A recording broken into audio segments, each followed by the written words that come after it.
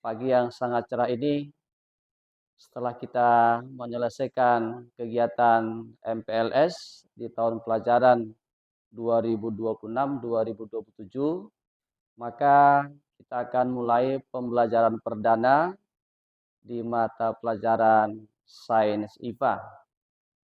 Untuk kelas 7, materi kita hari ini, materi perdana, akan kita mulai dari besaran dan satuan. Untuk itu, buat Anda semua, para siswa kami semua, dipersiapkan alat tulisnya, pulpen 3 warna yang sudah kita sepakati, yang menjadi ciri khas belajar cerdas, dan nanti ditulis sesuai dengan yang dibuat pada papan tulis. Nah, Anda semua, anak-anak kami, materi kita hari ini akan kita mulai dari besaran dan satuan. Jadi di dalam Sains IPA ada materi awalnya adalah besaran dan satuan. Apa itu besaran dan satuan? Nah, ini yang mau kita jelaskan sehingga nanti paham maksud dan tujuan target daripada pembelajaran kita pada hari ini. Sebelum kita lanjutkan dengan mempelajari besaran dan satuan, maka nanti para siswa semua akan bisa menerapkan dalam kehidupan sehari-hari, dalam dunia perdagangan, dalam dunia mungkin transaksi ekonomi di masyarakat, ada timbangan, ada panjang, ada ukuran, maka ilmu dasarnya dari besaran dan satuan. Besaran dan satuan ini untuk kelas 7 SMP atau di kelas 7 di tingkat MTS. Ini materi pertama setelah kita menyelesaikan MPLS. Anak-anak saya semua, yang pertama kita lihat di sini adalah konsep daripada sebuah besaran. Besaran di dalam ilmu sains IPA atau spesialisnya di fisika, besaran ini dapat kita tuliskan sebagai berikut. Besaran itu adalah setiap yang dapat diukur. Jadi setiap yang dapat kita ukur ini dikelompokkan ke dalam besaran. Jadi setiap yang dapat kita ukur itu digolongkan ke dalam besaran. Anak-anak semua, para siswa, ada syarat dikatakan dia besaran. Syarat yang pertama adalah harus ada alat ukur. Jadi syarat yang pertama dikatakan dia termasuk besaran, harus ada alat ukurnya.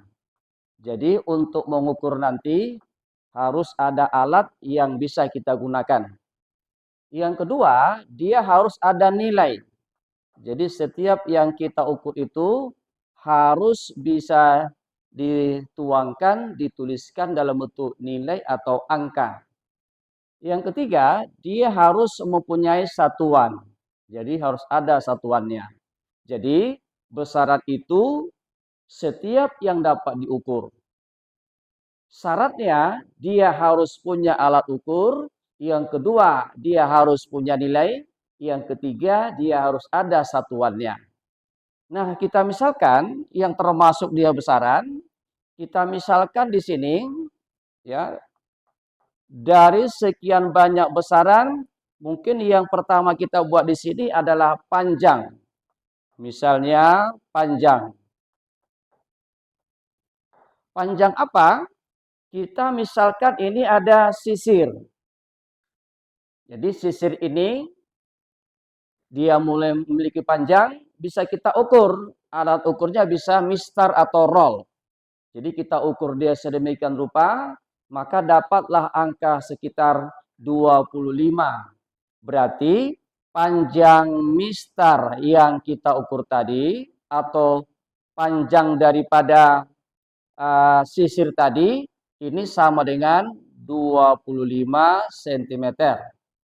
Berarti kalau kita hubungkan dengan besaran, panjang inilah yang disebut dengan besaran. Jadi panjang ini yang kita sebut dengan besaran. Kemudian nilainya ini 25, ini kita sebut dengan nilai.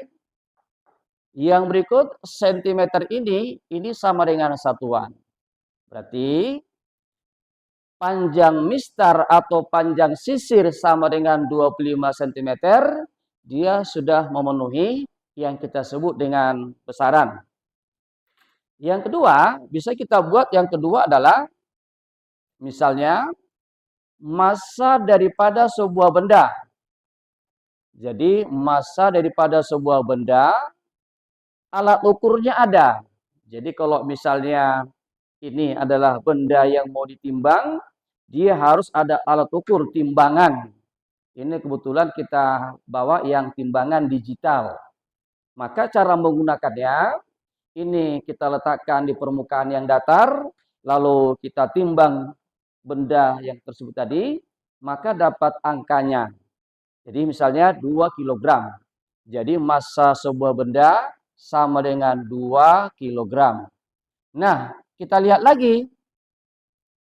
Hubungannya dengan besaran, massa itu yang disebut dengan besaran. Jadi massa itu termasuk daripada besaran. Kemudian yang dua ini sama dengan nilai yang kita ukur tadi.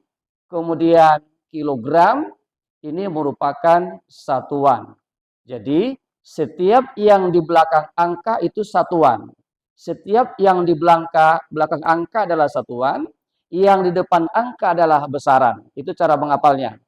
Di depan angka besaran, angka di belakangnya sudah pasti satuan. Yang berikut, kita buat contoh satu lagi.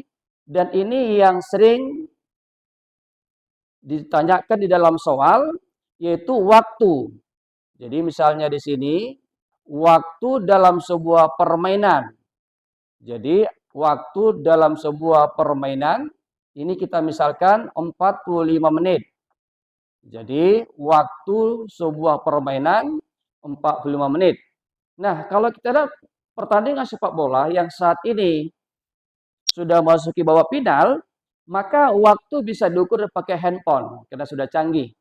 Atau bisa diukur pakai jam atau stopwatch mungkin yang digunakan oleh wasit pada sebuah pertandingan. Babak pertama 45 menit. Maka bisa kita tuliskan di sini, waktu ini sama dengan besaran. Jadi ingat, ini sama dengan besaran. Yang ini nilai yang kita ukur tadi, kemudian menit adalah satuan. Jadi ini yang kita sebut dengan besaran di dalam fisika kelas 7 SMP atau MTS. Yang berikut kita lanjut, setelah kita lihat ini besaran, yang berikutnya ada yang kita sebut dengan satuan. Jadi pasangannya adalah satuan. Satuan di dalam sains IPA ini adalah pembanding daripada suatu pengukuran. Jadi ini sama dengan pembanding. Jadi kalau kita melakukan pengukuran, pasti ada satuannya.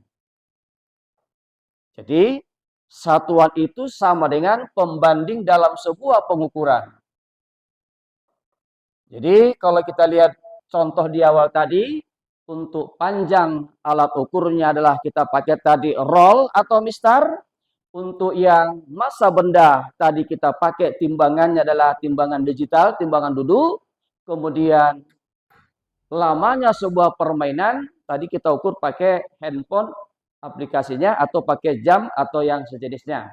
Nah, sekarang kalau satuan itu pembanding dalam sebuah pengukuran, maka ada syaratnya. Syaratnya untuk dikatakan dia sebagai satuan, dia harus mempunyai berlaku untuk umum. Berlaku umum atau dia berlaku secara internasional. Kemudian nilainya ini harus tetap, tidak boleh berubah. Yang ketiga syaratnya adalah mudah dibuat. Jadi mudah dibuat alat ukurnya. Ini yang kita sebut dengan satuan pembanding dalam sebuah pengukuran. Maka tadi di saat kita mengukur panjang menggunakan roll, maka pembandingnya adalah sentimeter. Karena di roll itu tadi maksimumnya cuma 30 cm. Maka kita pakai satuan cm. Nah, untuk satuan ini, maka nanti ada konversi satuan. Jadi nanti ada konversi satuan yang harus anak-anak saya semua, para siswa, untuk diketahui cara mengubah. Konversi satuan itu adalah mengubah. Jadi, konversi itu mengubah. Artinya mengubah dia satuan atau besaran yang sejenis. Ya, besaran yang sejenis itu kita rubah, kita buat konversinya. Nah, kita misalkan sini contoh untuk konversi satuan. Ya, kita misalkan nomor 1. Kalau tadi sudah kita mulai satuan panjang, misalnya satuan panjang ini bisa kita mulai dari kilometer, meter, atau sentimeter. Jadi kita buat 3 satuan dulu. Berarti kita harus bisa mengkonversikan, mengubah kilometer ke dalam meter. Berarti kalau ini kita rubah kemari, ini dikali dengan 1000. Jadi kilometer itu ke meter dikalikan dengan 1000. Yang berikutnya, kalau ini kita rubah kemari, maka pengalinya adalah 100. Berarti kalau kita buat contoh misalnya 2 kilometer itu berapa meter? Berarti cara pengerjaannya, lihat, kilometer ke meter itu adalah dia harus kita kalikan dengan 1000. Berarti 2 ya, 2 ini dikalikan dengan 1000. Berarti kita kalikan dengan 1000. Berarti sama dengan 2 kali 1000 sama dengan 2000. Nah, setelah ini 2000, satuannya sudah dalam bentuk meter. Misalnya 5 meter ini kita rubah dalam sentimeter. Jadi 5 meter itu berapa sentimeter? Lihat. Tadi sudah kita buat di atas, meter ke senti dikalikan dengan 100. Berarti kalau kita selesaikan ini, kita tulis angka 5-nya, baru kali 100. Dari mana 100? Karena di awal sudah kita jelaskan. Faktor pengalinya 100. Berarti sama dengan 5 kali 100 sama dengan 500 cm. Jadi ini bagaimana kita mengkonversikan satuan yang kita sebut dengan satuan panjang. Contoh yang kedua, kita gunakan satuan massa. Berarti kalau kita mau rubah konversi satuan massa, ini kita buat di sini mulai dari mungkin kilogram. Jadi ada kilogram, kemudian ada di sini ons yang biasa digunakan di masyarakat kita, ada yang kita sebut dengan gram. Berarti cara mengubahnya adalah, perhatikan, gram ke ons ini dikalikan dengan 10. Jadi kalikan dengan 10. Kemudian ini kita kalikan kemari roba, ini kalikan dengan 100. Berarti kalau kita buat contoh bagaimana cara mengkonversikan satuan massa, kita buat contohnya di sini. Berarti kalau misalnya 2 kilogram, ini mau kita robah, mau kita konversikan kepada ons. Berarti caranya adalah kita tulis 2 kilogramnya dikali kilogram ke ons kali 10. Berarti ini kita kali 10 sama dengan 20. Dalam satuan sudah ons. Atau misalnya 5 kilogram berapa gram? Jadi kita mau coba konversikan 5 kilogram itu berapa gram? Perhatikan, sama dengan kita tulis ulang angka 5 kali kilogram ke ons 10, kilogram ke gram berarti 10 kali 100. Berarti 10 kali 100 sama dengan 1000. Berarti ini kita kalikan dengan 1000. Berarti sama dengan 5 kali 1000 sama dengan 5000. Ini satuannya sudah satuan gram. Yang ketiga, kita mau coba bagaimana mengkonversikan waktu. Jadi konversikan satuan waktu. Nah, satuan waktu kita mulai dari jam. Kemudian ada menit. Kemudian ada detik. Nah, bagaimana cara merubahnya atau cara mengkonversikannya? Perhatikan. Nah, jam ke menit ini dikalikan dengan 60.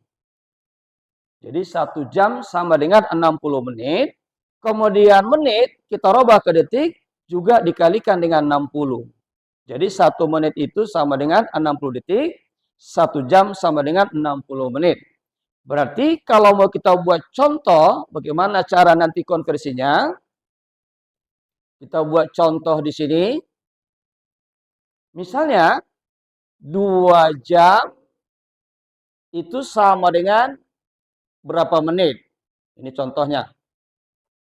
Berarti kalau kita lihat di atas, merubah jam ke menit, faktor pengalinya adalah 60. Berarti sama dengan 2 jam kita tulis ulang, ini dikalikan dengan 60, ini sama dengan 120 menit. Berarti 2 jam itu sama dengan 120 menit.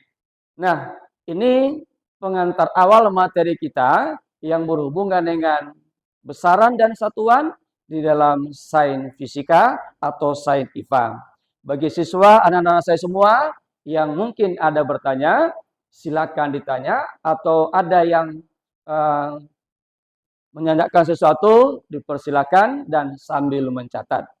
Dipersilakan.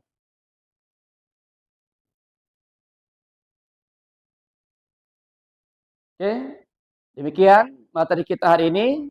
Karena siswa, anak-anak saya sudah mencatat dan tidak ada yang mau ditanyakan, maka materi kita padakan hari ini. Akan kita lanjut lagi pada pertemuan yang akan datang. Mudah-mudahan tetap semangat. Perhatikan semua bukunya, catatannya, dan soal-soal tadi yang sudah kita tugaskan supaya dipelajari. Boleh secara individu, boleh secara berkelompok, sehingga pertemuan yang akan datang, kita semua, siswa semua, anak-anak semua, tetap semangat dan cerdas dalam belajar, sehingga kita punya prestasi yang lebih baik. Sekian dan terima kasih. Sampai ketemu kembali. Assalamualaikum warahmatullahi wabarakatuh.